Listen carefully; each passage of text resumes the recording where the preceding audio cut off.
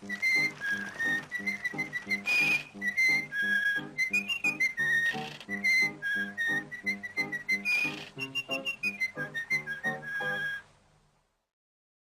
about how many times a day you record something on your phone, on a video camera, or even on a tablet. It is plenty of times, right?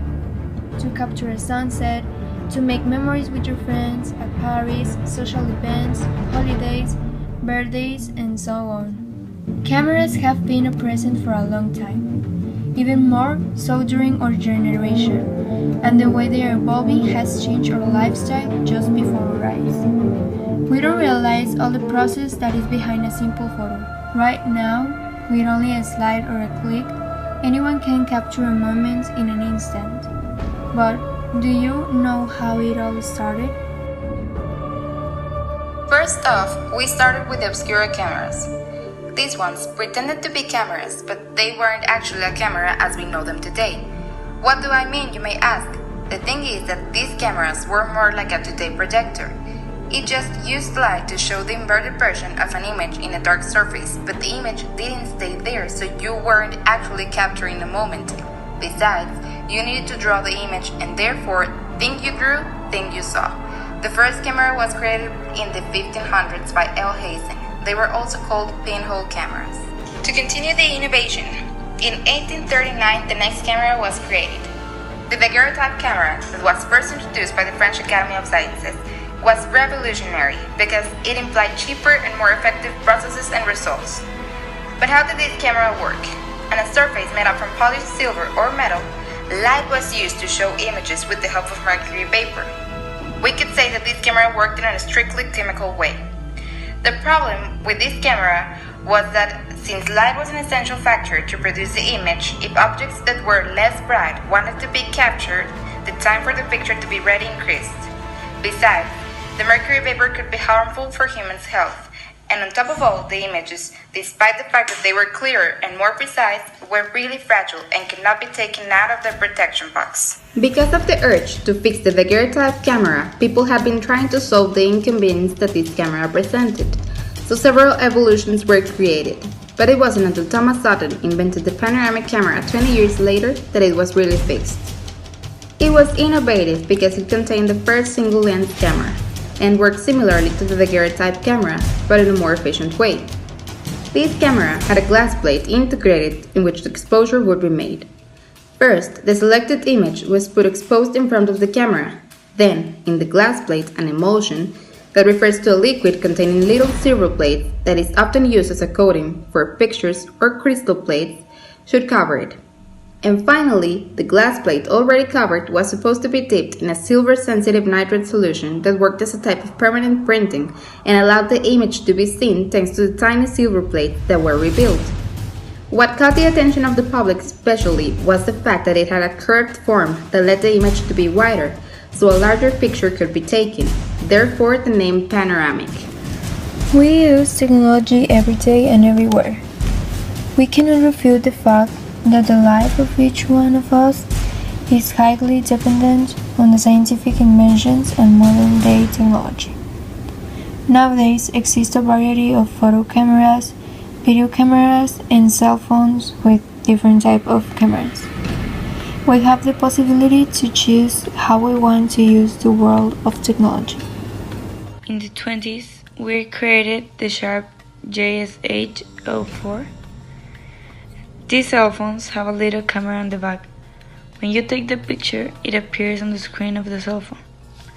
They created it because they wanted to make a smaller and advanced camera, the Motorola Razr. Its first release was in 2004. The Razr line had a long life in the world. It had a colorful screen, an excellent ringtone selection, a camera given to everyone, sorts of toys to play with. The BlackBerry Pearl. The Pearl's first release was in 2006. The very first BlackBerry hit in the market in 1996, but it wasn't until years later that the brand hit the stride the Pearl. It features a full QWERTY keyboard, a trackball to navigate with touch screens, push email that you can use no matter where you are, and a camera. It was the first BlackBerry mobile to have a camera. When they made the evolution of the cell phones, Apple started digital cameras in 2006. The iPhones had a new kind of technology, and they take great images, so you could take the photos in every kind of light. The iPhone.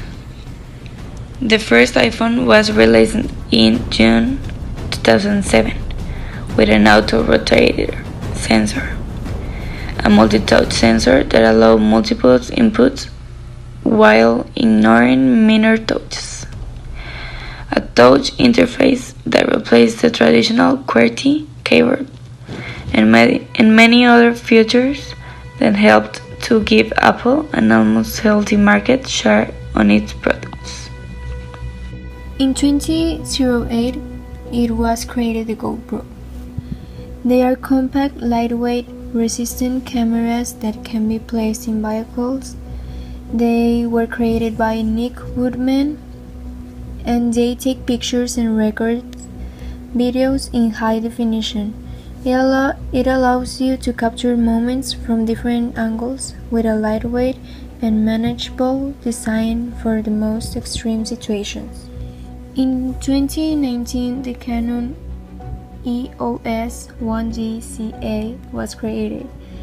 It is a revolutionary multimedia camera that stands out when making photos and videos.